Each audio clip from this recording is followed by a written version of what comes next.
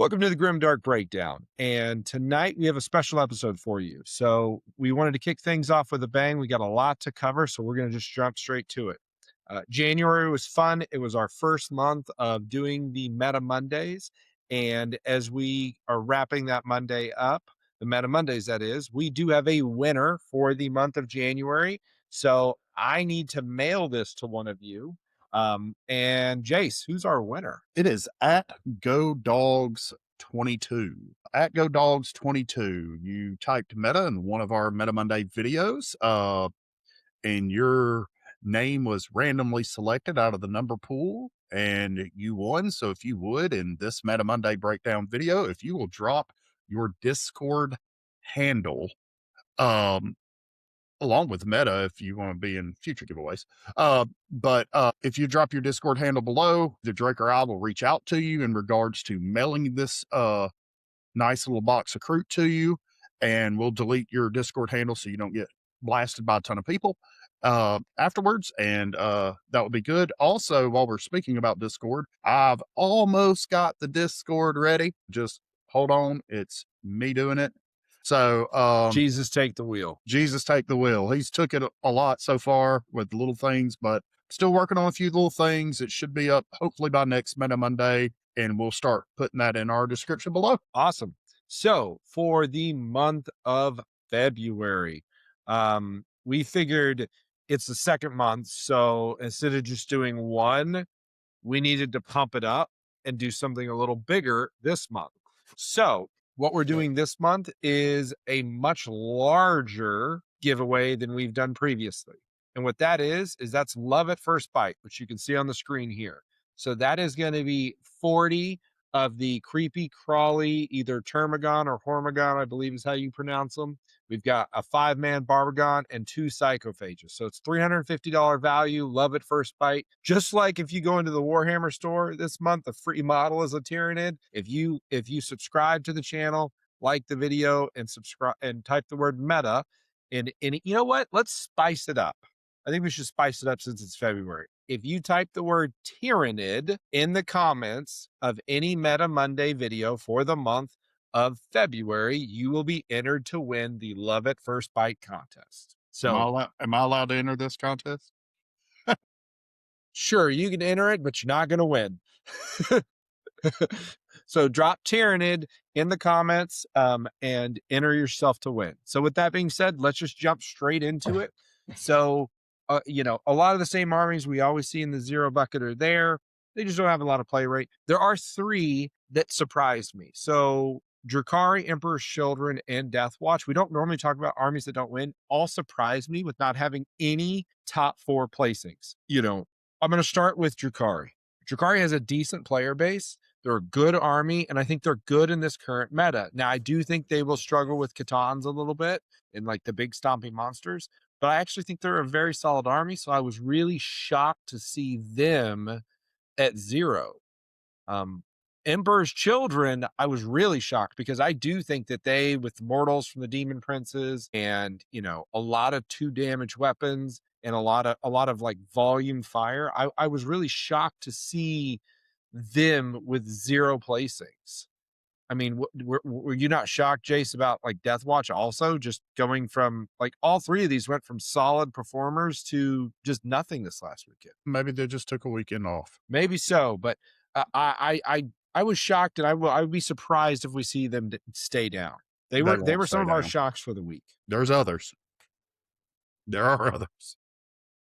But all right. 1-win armies. Nothing here surprises me. All of these armies on this list pretty much hover and stay in this 1-win tier. Like, this was pretty business as usual. So for everybody that's just listening, we'll start over just to help you all out. 0 wins this week were Drakari, Emperor's Children, Death Watch, Gene Stealer Cult, Salamanders, Black Templar, Agents of the I'm Not a Real Army, Raven Guard, White Scars, Imperial Fist, and Iron Hands. You want to go through the 1-win armies? Dark Angels, Chaos Knights finally got out of the 0 bucket and pulled themselves up. World Eaters, Admech, Votan, Aldari, which kind of surprising, and Chaos Demons is kind of surprising, but they are in our 1 tier. for one placing. Yeah, these armies have teetered between 0 and 2 wins. One placing just doesn't, it seems to be part of the course. We're going to have some surprises we're going to focus in on here in just a second. All right, 2 wins. Your stinky boys kind of just sitting right in the middle of the pack. Hey, I'm fine with that. Fine with that. Looks like nobody's figured out the golden boy tech of three warden bricks and 3 land raiders coming straight up the board. Nope. You know, here's the thing. If you fight Custodes and you're trying to kill them all, you're doing it wrong. Screen them, ignore them, and go score points. There's the not a real army puppy dogs, Space Wolves. Somehow they have 2 wins. Whoever lost to them should feel a little embarrassed. Hey, there was somebody went undefeated. There was a first place finisher. We might need a recount there. Tau picked up 2 wins. Orks walled their way to 2 wins, and Tyranids. I'm really surprised Tyranids aren't doing better. I really do think Subterranean Assault is a good army, but apparently they're not doing it. They're just middle of the pack with two placings. Maybe somebody needs to win this box this month and take the victory. Someone's going to win the box, and then they're going to start showing people how it's done. That's right. Both of the 3-win armies, I was a little expected, but the Grey Knights was a little unexpected. They've been doing so poorly to see 3 guys place. Now 2 of the 3 were at smaller tournaments, but still that did shock me a little bit. I was a little surprised that they got 3 placings out. Yeah, I mean, they're not going to stay down for long. Hopefully they get some new plastic. Yeah. The Chaos Space Marines, they're literally getting basically like 1 to 2 models every week right now. So I actually think that we're going to see a surge all the way through the rest of the beginning, the end of this edition, because between Huron and the Renegade Raiders, and then all the Iron Warrior stuff, and the new, they're not obliterators. They're called, like, what are they called? Murder something. The new obliterators that came out today, that they're getting so many new models that I think a lot of Chaos Space Marines are going to start dusting their units off and start reteching and retooling and seeing what they can do. So I think you're going to see a lot more of them on the table. They're the post New Year Voton. Yeah, what's so crazy to me, and I know everybody's trolling, is like last year was the year of chaos. And they've gotten more models in basically January and now the very beginning of February than they got all of last year. Yep. It's kind of wild. Like, well, I mean, you did have EC release. So yeah, I mean, sure. But I actually think Chaos Space Marines has gotten as many models as EC has in their entire line. No, that's true. Like, all right, both of the next armies kind of surprises a little bit, so I'll let you take the first one. Imperial Knights. I mean, they pop up every now and then. They were, I would say, one of the big winners this week. They have been down in the bucket. We pretty much said they've been at 0 wins pretty consistently. They were at 0 wins the entire month of January till the end of the month. And out of the 18 some odd tournaments I looked at that happened this weekend, ranging from 100 plus people down to 35 people, they had a decent showing with 4 wins to be, pretty much down and out since their codex. It's the big Knights. They have 2 detachments that pretty much did it for them, with the Quistorius companions and the Valor Strike Lance. So they're bringing those Quistorius Knights in there. I'm sure Canis Rex was in the list. I didn't really have time to really parse out the list because I was at work doing this, but I'm sure he's in there. They look like a bunch of, they're running a bunch of pigs, which makes sense because Knights, if anything can kill big monsters like Catan and stuff like that, it's Knights. I mean, Canis Rex, when he's punching something at strength 20 with 9 damage a swing. Yeah. Cool. You -1, 8 damage. Like it thumps. 2 of those knocks out a shard real quick. My girls, 4 placing. So we had a couple of OGs. We had Scott Ketchum had a good placing. He's a super nice guy. Really active in the Sisters Discord. And we had the other 3 were names I wasn't familiar with, but it was a combination of Hallowed Martyrs and Champions of Faith, which is what seemed to be kind of what people are playing. What was very interesting that I did notice was a lot of people are running similar stuff to what I've been experimenting with, of not having to do 3 Sacrosanct bricks, but just doing 2. So you've got those units and go Sam on the points, because sisters have really struggled with playing the primary of being able to get on the point. They can kill and they can run around, but primary has been something they struggled with. Sacrosaints and Hospitalers now kind of have really given them that tech. It's their new tech. And it's interesting to see what people are doing with it. Some of the Hollowed Martyr list are some stuff that I want to mess around with. I haven't really played Hollowed Martyrs very much, honestly, since our Codex came out.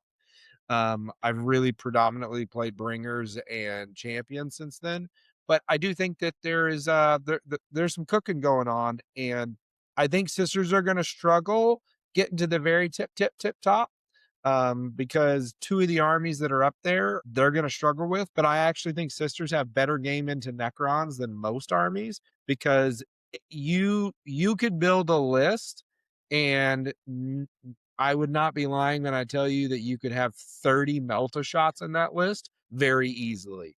And 30 Melta guns can kill any star god you want. Unless you rolled like I rolled the other night. Yeah.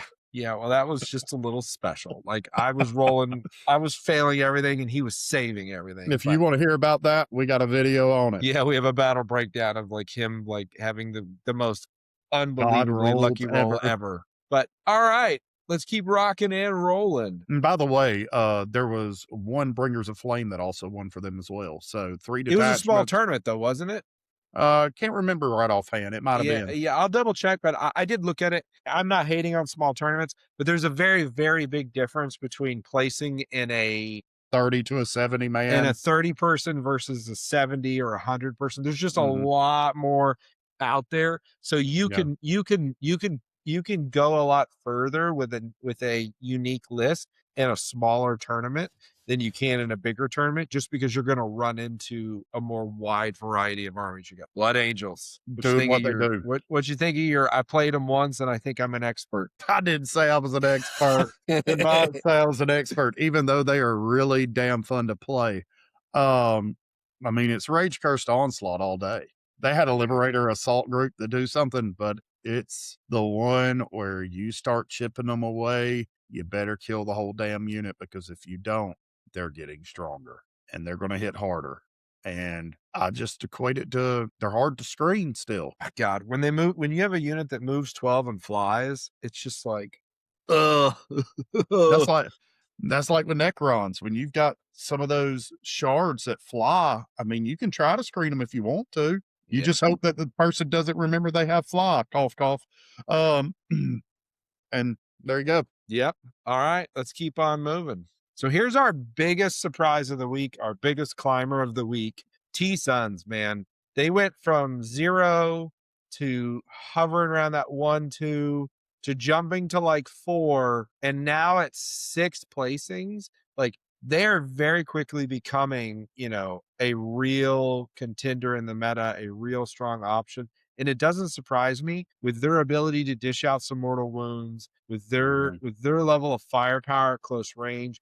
They have the volume to deal with armies that are a little more spammy, but they also have the concentrated fire to deal with the big stompy robots and monsters. Yeah, and someone even broke out their demon detachment and won with it. Yeah, that's just a freak. That person's just a freak, and kudos to them. That's awesome. We were talking about a couple weeks ago that they're being held up by like two units, and it's their Scarab Occult Terminators and their Rubric Marines. Well, they're doing a good darn job, because they're rising and rising, man. Because that Rubicraw phalanx, and that's my Southern coming out. 3 wins with it, and Grand Coven was the other with 2. So yeah, I love that's the other thing about it, man. I love seeing units like an army placing top 4 with multiple detachments. It really starts speaking to like players are starting to really like be able to express themselves within an army and do multiple things. And when that happens, then armies feel a lot better. Cause like I can just speak for like Sisters as an example. When Sisters was really strong like 2 years ago and they were dominating everything, every list had the same about 17 to 1800 points in it. And it was just that last like 200 points. It was just kind of like, take what you want. And it was like, what's your flavor du jour? But even then they were pretty cookie cutter.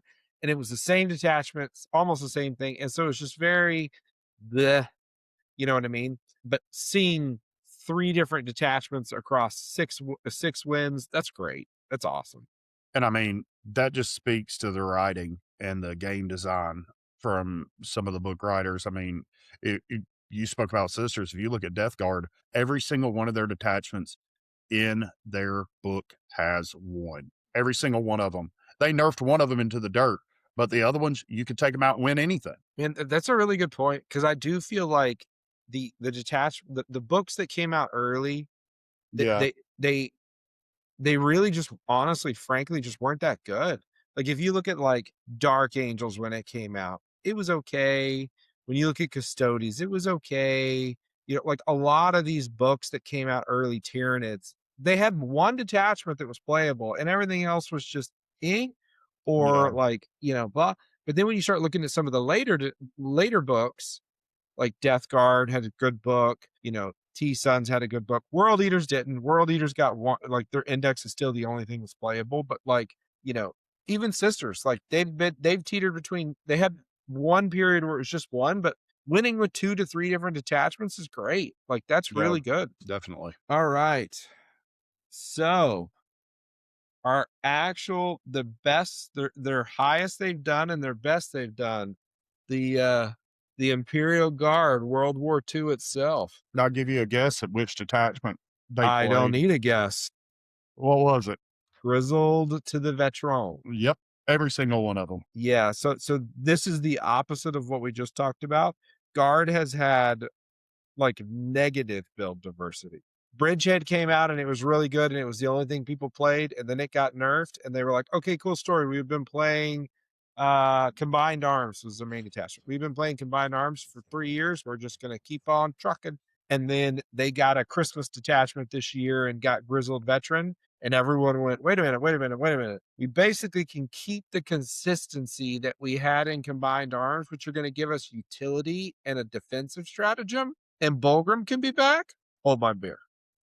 And they've been cooking and they've been doing better. And, like, you know, it's so funny. We have a friend that Chris that plays guard, and he was like, you know, David Gaylord's one of the big guard players. And I call him a fair weather guard player because he switched over as soon as they got nerfed. But man, Grizzled Veteran's good. What you know, he's playing guard again. Like, guard, they're a solid army. I just had a battle report in the channel about guard. If you know how to play guard, you can play them and you can play them very competitively. But they're in a very good place right now. Guard is Yeah. a Well, good army. one of the people that I've heard Chris talk about is John Winter Russell, who finished second out of 34 man. I mean, smaller tournament playing Grizzled Veterans. I mean, whoever, and I'm gonna throw it out there. Whoever wrote, and I hope it's the same person, wrote Grizzled Veterans and wrote the Blood Angels, Blood Cursed Rage Assault. Curse Onslaught. Yeah, wrote them 2 detachments. GW, let them write the detachment for these books coming out in 11th. Yeah, because I don't think either one of them are overpowered. I think what No. they are is they're expressionary detachments that give the player the urgency and ability to do different things, and the others don't. And I get it from a book perspective. It's like you want like the easy, medium, and expert like list that your new player can pick this up, play it. Once you're a little bit more experienced, you figure out how pieces work, then you can play these.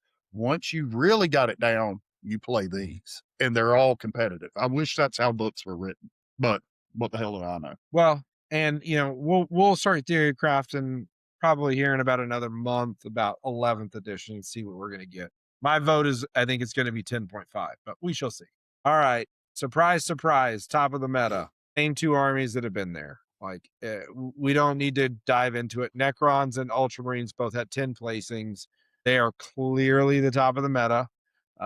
For anybody that's been living under a rock, we can sum this up very easily. Necrons got all their Catan data sheets basically, like, just sprinkled.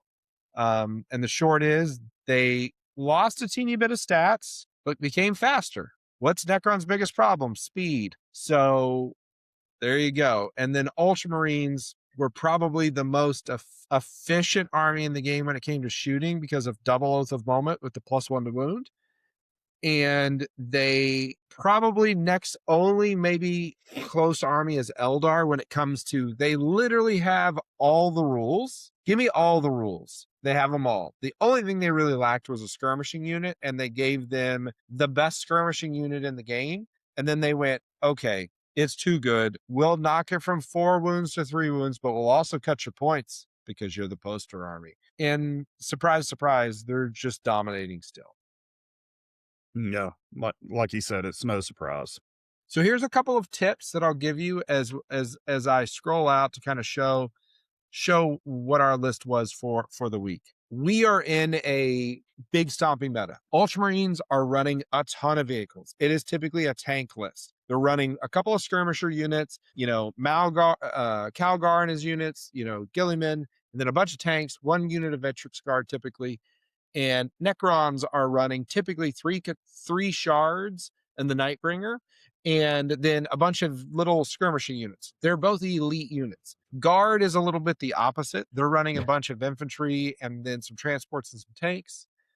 But the point that I'm getting at is that I think the reason Guard is rising and T-Sons is rising is people are teching for killing Ultramarine vehicles and killing Catan shards, which means they're bringing out fire dragons, they're bringing out multi-meltas, they're bringing out thermal lances, las cannons, these guns that typically have lower volume shots, but do D6 plus something damage, which is extremely good when you're fighting a toughness 12 vehicle with a 2 base save and 18 health. Like, you need those kind of shots. But the problem is, like in T-Sons as an example, a Scarab Gold Terminator, when you go, okay, that's 7 damage, you're like, cool, you killed 1 Terminator, there's still 9 left.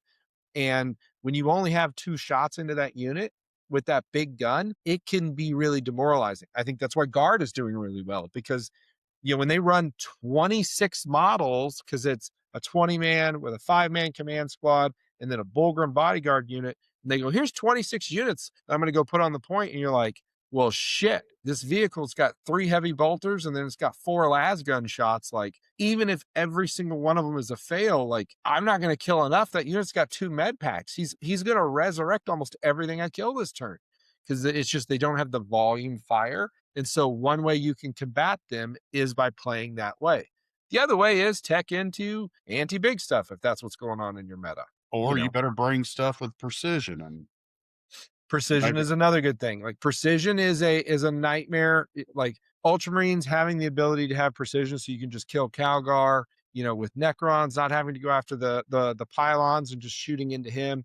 But I'm personally of a fan of, like, you either need to tech heavy anti-tank or you need to go MSU style so that you have a lot of things. So when you fight the armies that are teched for anti-tank, they don't have as much game into you. Yep. So hopefully all this is helpful. Again, the Meta Monday giveaway for the month of February is going to be the bugs, the Tyranids. You should see it on your screen again. If you drop a like for the Emperor, subscribe to the channel, and then put the word Tyranid in the comments, you are entered to win. And just like last month, you can enter in every Meta Monday video this month, so you can have 4 chances to win. So hopefully all this has been helpful. Got any closing thoughts, Mr. Jason? Well, I mean, we're giving away bugs on the day we celebrate a rodent in the United States. So congratulations. I hope we don't have 6 more weeks of winter. I hate it. With that, we'll close it out. So drop a like for the Emperor, subscribe for more content like this. And remember, in the grim darkness of the far, far future, there's always more to break down.